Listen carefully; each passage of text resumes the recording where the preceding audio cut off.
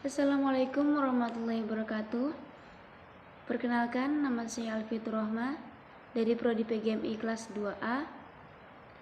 Video berikut untuk memenuhi tugas mata kuliah Teknologi Informasi yang diampu oleh Ibu Pamungkas Setia Mulyani, Magister Pendidikan. Baiklah, pada bab yang pertama kita akan membahas tentang Google Form. Google Form adalah layanan dari Google yang memungkinkan Anda untuk membuat survei, tanya jawab dengan fitur formulir online yang bisa dikustomisasi sesuai dengan kebutuhan. Jadi, Anda bisa mendapatkan jawaban secara langsung dari audiens yang mengikuti survei. Nah, manfaat dari Google Form ini salah satunya adalah memudahkan Anda untuk membuat sekaligus mengkoleksi atau mengumpulkan sebuah data. Cara membuat Google Form menggunakan link Google yaitu yang pertama harus mempunyai akun di Google. Akses Google Form dari menu di Google Drive. Lalu, klik New di sebelah kiri atas. Yang kedua, pilih Google Form dan mulai membuat Google Form sesuai keperluan. Yang ketiga, setelah berhasil masuk, pertama, kamu bisa memberikan judul formulir dan deskripsi yang mewakili tujuan formulir. Lalu, buat data pertanyaan untuk mendata jawaban yang kamu butuhkan. Di contoh berikut, kita akan mencoba mengambil data peserta seperti nama, jenis kelamin, pilihan, layanan, dan lain-lain. Klik icon plus di sebelah kanan untuk menambahkan pertanyaan baru. Kamu bisa menentukan apakah pertanyaanmu wajib dijawab atau tidak dengan mengklik recurrent di pojok kanan bawah. Di pilihan ganda atau checkbox, kamu bisa menambahkan pilihan bebas yang bisa diisi sendiri oleh pengisi formulir. Caranya dengan mengklik Add Other. Setelah formulirmu jadi, kamu bisa melakukan preview dengan mengklik ikon mata dan halaman yang dituju akan muncul tab baru. Jika ingin mempercantik tampilan formulirmu, kamu bisa mengedit tampilannya dengan mengklik ikon palette cat seperti pada gambar berikut. Usai membuat Google Form, kamu bisa membagikan formulirmu melalui beberapa media seperti email, link Google Drive, atau menambahkan embed di website. Selanjutnya, pada bab kedua kita akan membahas tentang Google Classroom. Google Classroom merupakan salah satu fitur pendidikan yang disediakan oleh Google Apps for Education yang dirilis ke publik pada tanggal 12 Agustus 2014. Aplikasi ini memungkinkan terciptanya ruang kelas di dunia maya dan menjadi sarana distribusi tugas, submit tugas, bahkan menilai tugas-tugas yang dikumpulkan. Manfaat aplikasi ini yaitu proses setting pembuatan kelas yang cepat dan nyaman, lalu mampu meningkatkan kinerja dan komunikasi, penyimpanan data yang terpusat, dan lain-lain. Cara membuat Google Classroom: yang pertama, masuk ke aplikasi Google Classroom. Yang kedua, klik Get Start dan pilih alamat URL atau email Google yang ingin digunakan untuk bergabung di Google Classroom. Yang ketiga, tekan tanda plus di pojok kanan. Yang keempat, ada dua pilihan, yaitu Join Class dan Create Class. Jika bermaksud untuk bergabung di salah satu kelas, pilih Join Class. Yang kelima, masukkan 7 digit kelas kode yang sudah diberikan terlebih dahulu. Jika dosen atau guru belum memberikan kelas kode, segera minta kepada guru. Yang keenam, jika sudah bergabung ke dalam kelas, bisa melihat tugas atau materi yang diberikan pengajar di stream atau classboard. Yang ketujuh, setelah kelas dibuat, Google Classroom akan otomatis generate kelas kode. Bisa membagikan kelas kode ini kepada para murid agar bisa join kelas.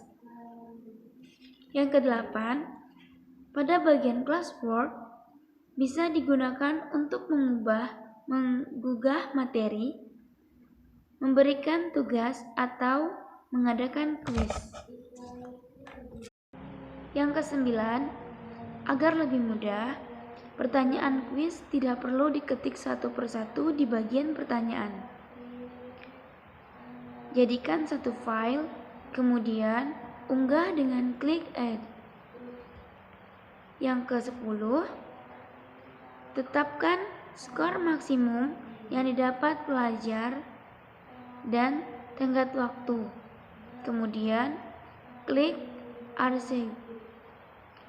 Yang ke-11, lakukan hal yang sama dengan memberikan tugas berupa daftar pertanyaan. Jadikan satu file, kemudian unggah dengan klik Add. Yang ke-12, jangan lupa tetapkan skor maksimum yang bisa didapat pelajar dan tenggat waktu.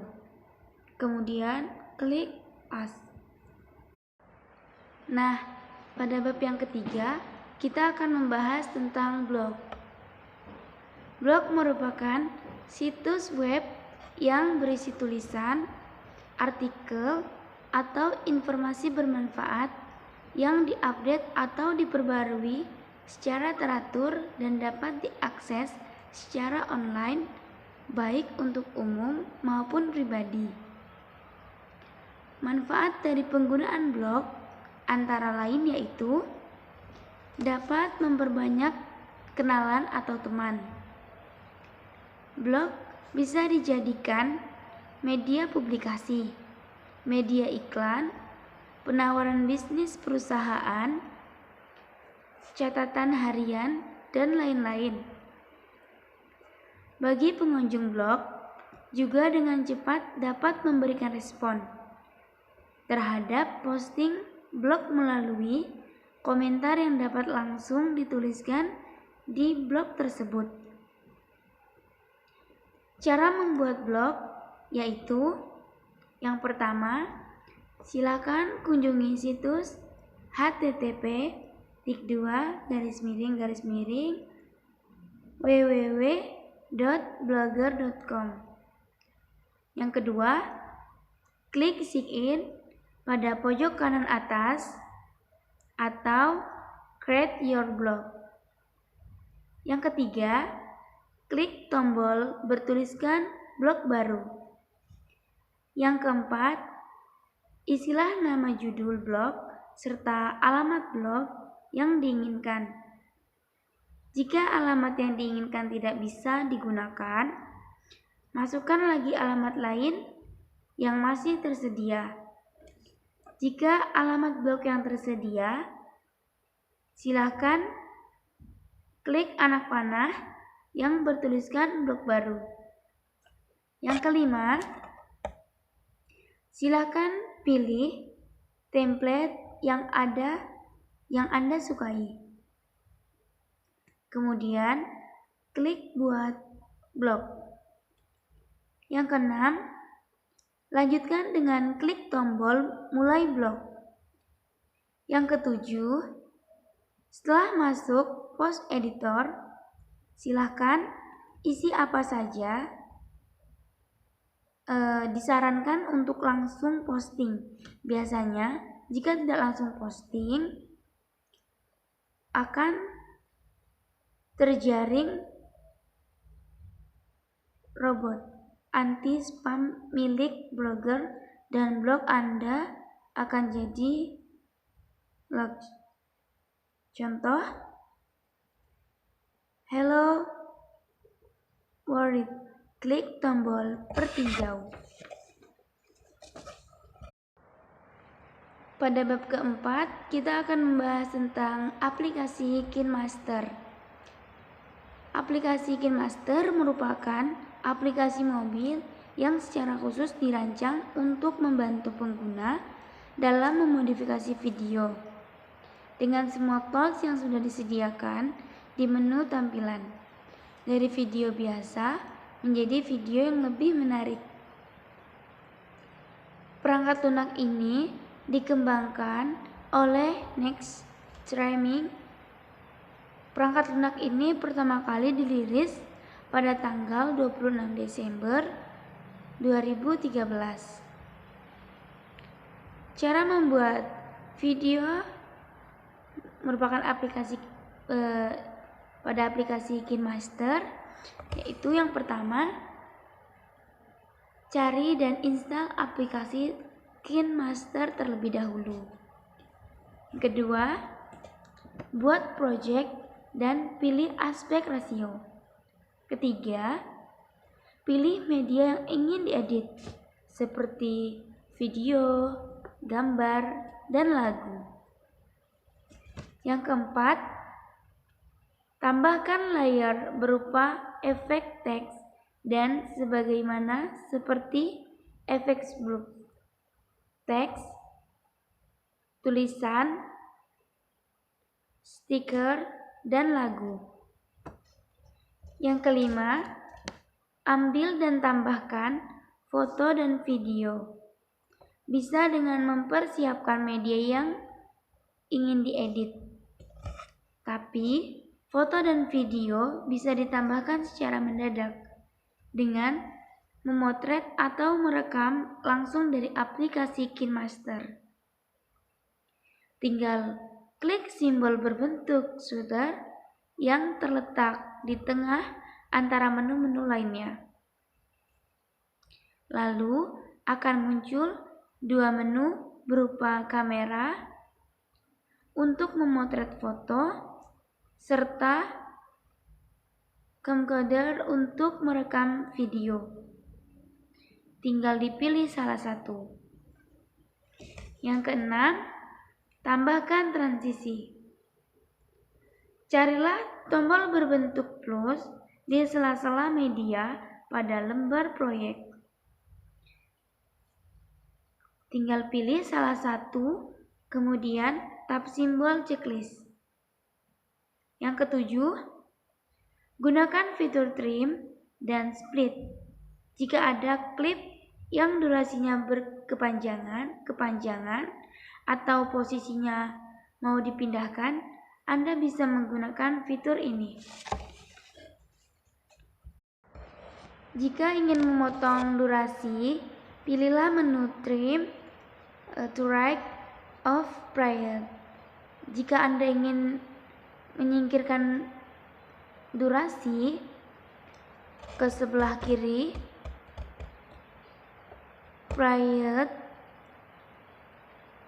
menggunakan menu trim to left of playhead. Jika Anda mau membagi media menjadi dua bagian, tinggal gunakan menu split at playhead. Yang kedelapan, export dan share. Jika Anda sudah selesai melakukan pengeditan, saatnya finishing up dengan mengekspor dan membagi video tersebut dengan cara pilihlah simbol export pada pojok kanan atas. Di sini Anda bisa menentukan resolusi dan frame rate video. Untuk frame rate-nya, Anda bisa memilih dari yang tertinggi 30 fps hingga yang terendah 12 fps. Anda juga bisa mengatur besaran bitrate. Jika semuanya sudah sesuai keinginan, dan tap export. Pada bab yang kelima, kita akan membahas tentang YouTube. Nah, YouTube merupakan sebuah website yang memfasilitasi penggunanya untuk berbagi video yang mereka miliki, seperti video klip musik dari musisi tertentu, film pendek, film televisi, video edukasi, video blog milik para vlogger, dan lain-lain. Atau YouTube ini juga bisa menjadi sebatas kita untuk menikmati berbagai video klip yang diunggah oleh berbagai pihak. Situs YouTube didirikan oleh mantan pekerja PayPal Steve Harley dan Jawed Karim pada Februari 2005. Dilansir dari Wikipedia, situs ini kemudian beralih menjadi milik Google pada akhir tahun 2006 hingga saat ini. Manfaat YouTube yaitu sebagai sumber informasi, media promosi, dan sebagai sumber penghasilan. Cara pembuatan YouTube melalui ponsel yaitu yang pertama, buka aplikasi YouTube pada ponsel Anda. Yang kedua, jika Anda menggunakan ponsel Android, biasanya akun Google sudah tertera garasi di aplikasi YouTube. Pilih ikon akun di pojok kanan atas. Yang ketiga, pilih opsi Your Channel.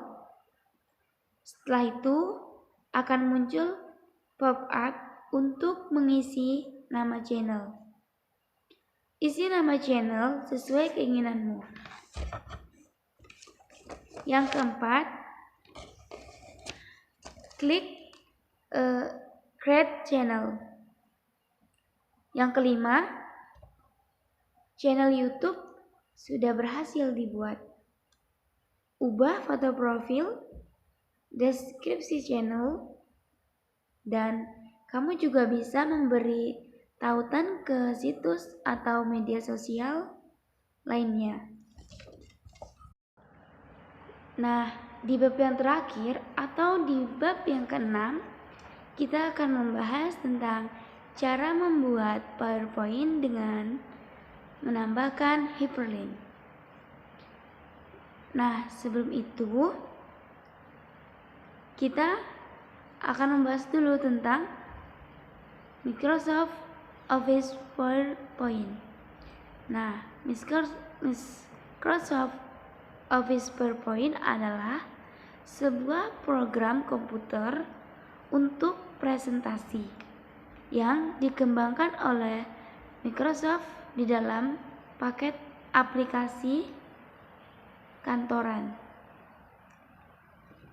Nah, di dalam aplikasi kantoran mereka, Microsoft Office, selain Microsoft Word, Excel, Access, dan beberapa program lainnya. Hyperlink sendiri disusun oleh dua kata, yaitu hyper dan link. Hyper memiliki arti banyak, sedangkan link diartikan sebagai hubungan. Jadi, hyperlink bisa diartikan hubungan yang banyak. cara penggunaan hyperlink di PowerPoint yaitu yang pertama, membuat file PowerPoint terserah mau terdiri dari berapa sel. Contoh saja ada 4 sel.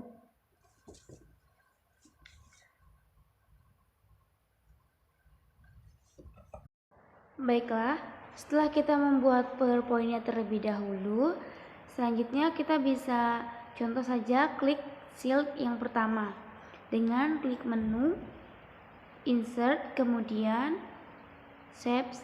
Kita coba gunakan right side, klik kemudian drag sesuai kemauan, kemudian masukkan teks, semisal ada menu utama, lalu kita buat lagi yang kedua ada logo, dan yang ketiga kita buat ada view data, dan yang keempat kita buat ada moto. Nah, pada sel yang kedua kita buat tombol next atau selanjutnya dan tombol previous atau sebelumnya. Kita gunakan shapes bentuk panah, background, klik kanan, edit text, next, selanjutnya. Kemudian kita buat lagi untuk previous dengan tanda panah sebaliknya, left or kita drag di sini. Kita kasih nama text-nya previous. Kemudian pada tombol di tengah kita juga kasih untuk menu utama. Kita drag di sini, klik kanan menu utama. Setelah membuat tombol-tombol, selanjutnya kita membuat hyperlink ya. Nah, ini nih yang kita tunggu-tunggu. Nah, kita kembali ke slide yang pertama. Pertama kita buat hyperlink pada tombol logo, klik, kemudian pilih menu insert, setelah itu action, klik, setelah itu pada hyperlink kita klik, kemudian kita pilih sel yang kedua sesuai dengan namanya, yaitu logo. Kemudian oke. Nah, kemudian pada biodata klik di sini. Kemudian sama, klik action, klik hyperlink, pilih sel yang ketiga yaitu biodata. Kemudian oke. Begitu juga dengan moto, pada moto caranya sama. Nah, kita menuju ke sel yang kedua pada previous.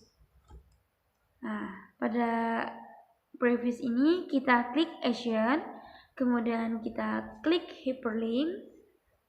Nah, setelah itu kita pilih previous sel. Begitu dengan menu utama dan next. Tinggal kita pilih sesuai apa yang kita inginkan. Kalau next ya berarti next sel gitu. Nah, kemudian pada tombol previous, menu utama dan next yang sudah kita buat, hyperlink, kemudian kita blok tiga-tiganya dan klik kanan, copy, kemudian kita pastekan. Pada slide ketiga dan keempat,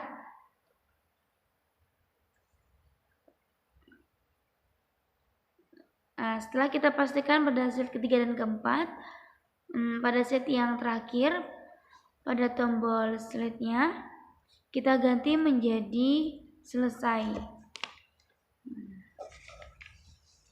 Dan kita ganti hyperlink-nya.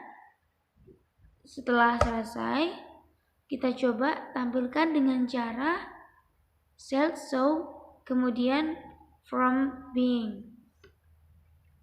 Jika kita menekan tombol logo, maka akan menuju logo. Kemudian, jika kita tombol next, maka akan ke sel selanjutnya. Dan begitu seterusnya. Mungkin sekian yang dapat saya terangkan dan saya bagi ke teman-teman. Saya sangat merasa banyak yang kurang. Saya ucapkan terima kasih terutama kepada Ibu Pamungkas selaku dosen pada mata kuliah Teknologi Informasi ini. Kurang lebihnya saya mohon maaf. Wassalamualaikum warahmatullahi wabarakatuh.